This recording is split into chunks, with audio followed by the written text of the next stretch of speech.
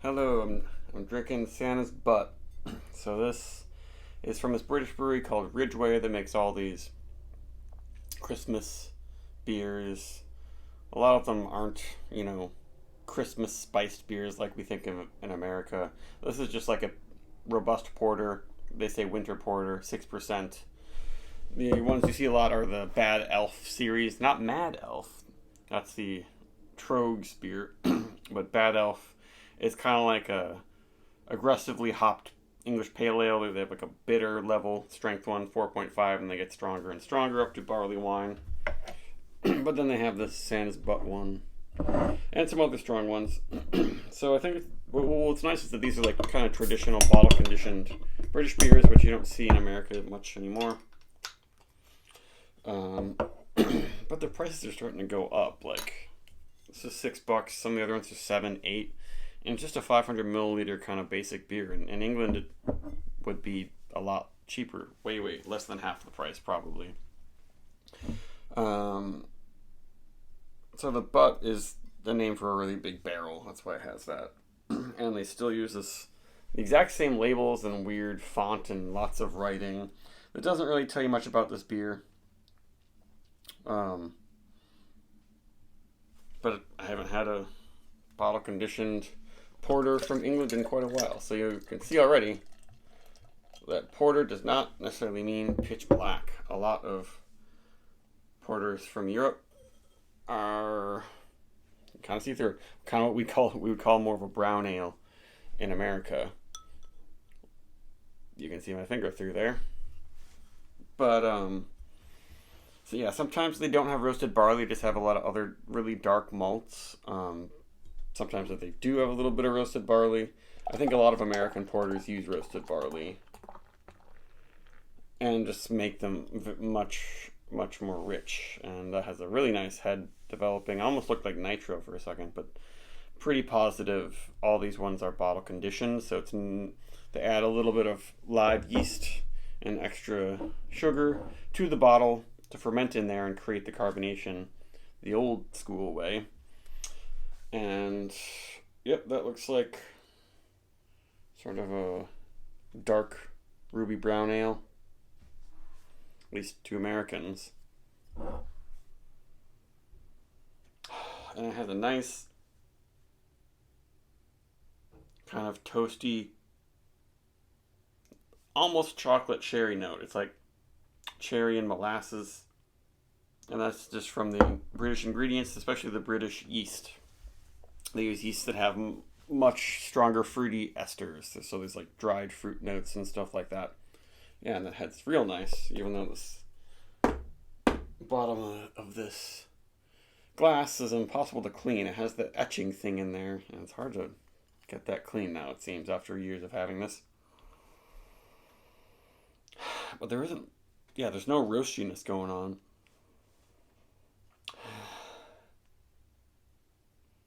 Just lots of toast and dried fruits, maybe almost plum, prune, more dried fruits, not like sweet tart fruits. A little bit spicy. No added spices or anything though, just traditional beer here.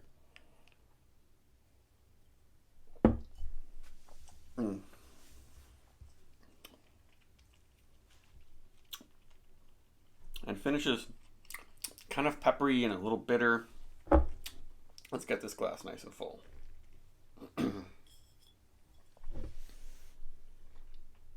There you go. Wish I could have poured it even harder, but it's a pretty nice head, I would say. It is a little bit reminiscent of cask. Like, even though it's naturally carbonated, it's not like ultra carbed. Yeah, there are a good amount of bubbles, but it doesn't seem super spritzy. It's not like a Belgian carbonate, like bottle conditioned beer where it's just like, whoa, crazy effervescence. It does make it kind of livelier, but it's a little bit cask-like. As you drink, like this, a lot of these British style beers, especially ones that aren't super strong, they wouldn't call 6% session. Some people in America do. But these beers are supposed to just get more and more complex on your palate as you drink it. You're supposed to drink, a large amount of it.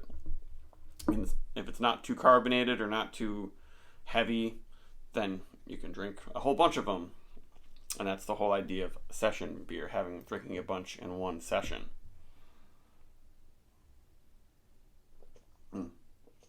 It's light but kind of creamy, and just dark brown bread. And nice. I love that black pepper sort of thing. It's a little bit woodsy, not too foresty. They probably use like Fuggle hops in here. Maybe it's Goldings, and those just have a very different profile from American hops. I often get a little bit of like a wicker chair thing, sort of like this woodsy quality. That's unique to British beers. I think it's often a combination of the hops and the yeast.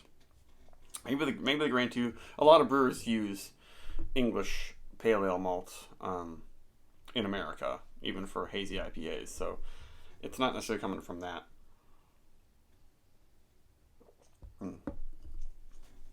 And though it's pretty light bodied and finishes pretty dry, and it's pretty hoppy, it is drying out my tongue quite a bit. It's still soft and kind of fluffy on the palate, and like kind of almost a minty type hop quality. And what's nice is that if you get these in the fall in America, and they obviously aren't old bottles, they're fresh.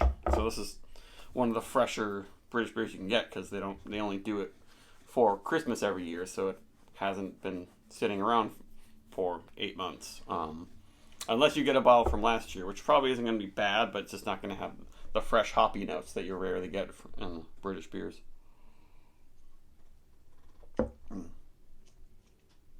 Just very, very unique.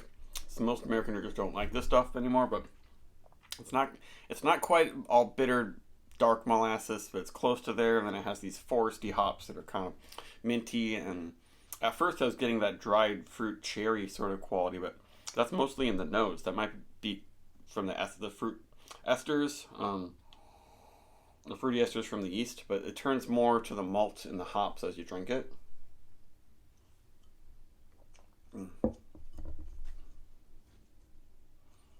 Yeah, it's oily hop character. It's almost spearmint, but don't be scared by that. It's kind of like a cola-like flavor, but in the best way. It's a little bit nutty. It's a little, dark and spicy. As I drink it, it's getting more molasses, and there might be a hint of some kind of roasted barley in there. That I'm getting now a little coffee. Obviously, I like this beer. And for a long time, I saw these beers sitting on shelves, getting old, and I thought, like, they look stupid. I didn't really get the British brewing style and tradition. But I'd highly recommend getting these silly bottles. They're in this shape and have Christmassy stuff happening on the label. You might not like the styles, but you're not gonna get a way to taste them unless you go to some specialty breweries that focus on that stuff, which are very rare these days. But I give us a 4.5. Love it.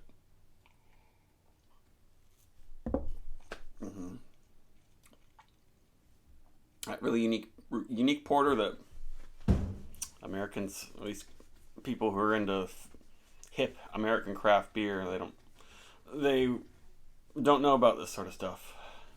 But do it. Bye.